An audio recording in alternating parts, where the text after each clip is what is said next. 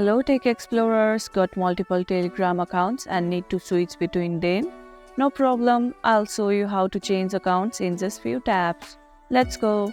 First, open Telegram and tap on the three lines at the top left corner.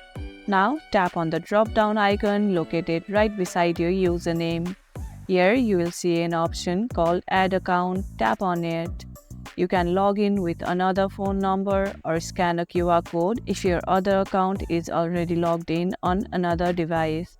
Once logged in, switching accounts is super easy. Just tap on your profile picture, select the account you want, and you are in. How many Telegram accounts do you use? Let me know in the comments below. If this tutorial helped, don't forget to like, share, subscribe, and drop a comment. Thanks for watching, and I'll see you in the next video.